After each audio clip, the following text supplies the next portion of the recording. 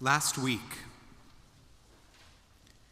I had the privilege of sitting with a cherished congregant in hospice just a few days before she passed.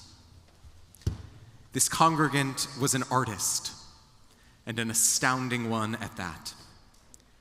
Her home was filled with paintings, brilliant, colorful canvases that told stories without words. As I looked around the room at the gorgeous works she had created over the years, her wife shared something with me that I'm not sure I'll ever forget.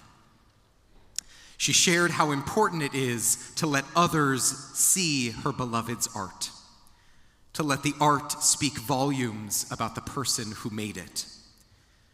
She told me a story about sitting together on a beach on Cape Cod, looking out at the sand dunes and the glistening ocean. Not being an artist herself, she turned to her wife and said, "Tell me what you see." At that moment, the artist began to describe all the details that to most of us remain invisible. The shifting shades of blue in the water, the play of light on the sand, the subtle movement of the grass on the dunes. And as she spoke, her wife began to see what had been there the whole time, just hidden. The world opened up, refracted through the vision of someone who had trained her eye to notice. And now, because those moments have been captured in her paintings, the details are preserved. Through her art, we too get to see the world through her eyes. What an enormous gift. The gift of vision, the gift of detail, the gift of seeing the world through another person's eyes.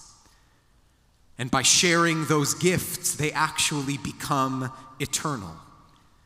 They transcend the temporal and enter into the infinite. When an artist's eyes close for the last time, their art is what keeps their vision alive. It is what cannot go away.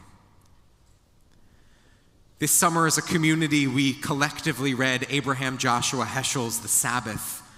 Rereading the book, I was still deeply struck by the way Heschel articulated the Jewish people's relationship to time. He wrote that our job on this earth is to work with things of space, but to be in love with eternity. He described the Jewish people as being engaged to eternity. That phrase has been echoing in my mind, engaged to eternity. What a stunning way to describe our spiritual lives. We work with things of space, food, money, houses, clothing, books, paint, and canvas. But as these things, as important as they are not where our deepest loves lie. We are in love with eternity, with the moments of love, of memory, of vision, of faith, of spirit that cannot be bound by time. That's why Yizkor is so important. Today, on this holiest day of the year, we don't just pause to acknowledge death, we pause to affirm eternity, to remember that bodies die, but souls live on. In our greatest book of ethical wisdom, Pirkei Avot, Rabbi Shimon teaches us there are three crowns: the crown of Torah, the crown of priesthood, and the crown of royalty. But the crown of a good name supersedes them all. What is a good name, then? It's the echo of a life lived in the kind of way that when others speak your name, they smile. It's the way that a life continues beyond its years. We've all known people like that. Loved ones who are no longer here with us in body, but who are so deeply alive in our voices and our kitchens and our photo albums and our family stories. They live when we cook their recipes. They live when we quote their jokes, no matter how dumb they might be. They live when we teach others what they once taught us.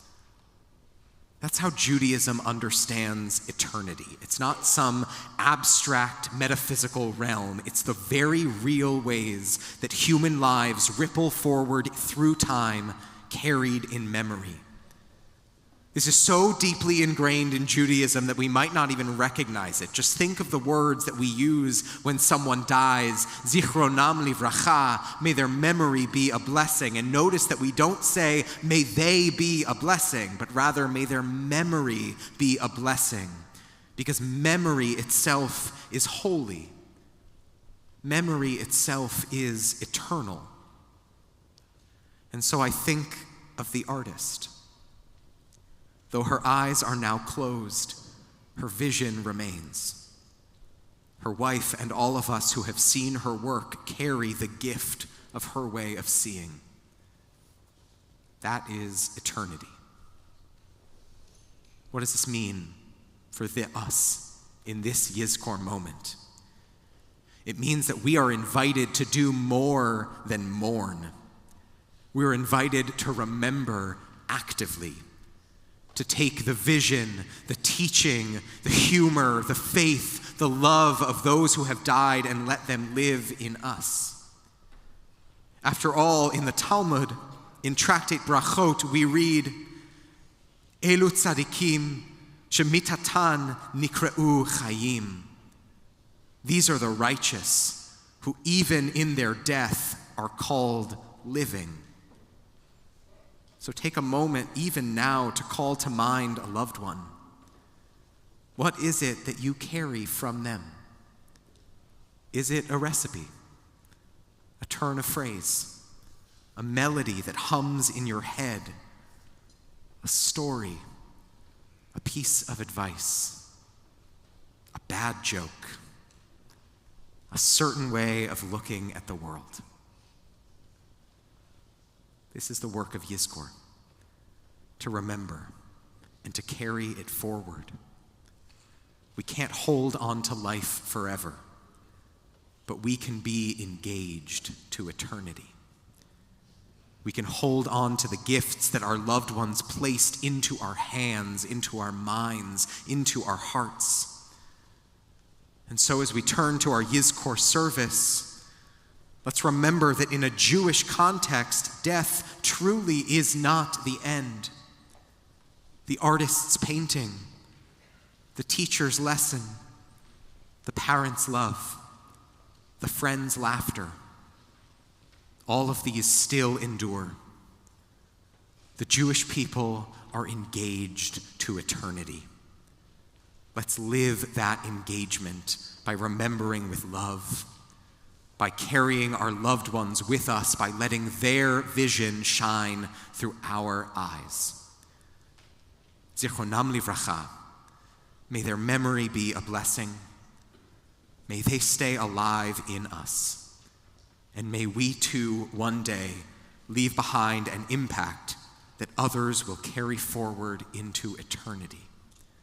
And let us say amen.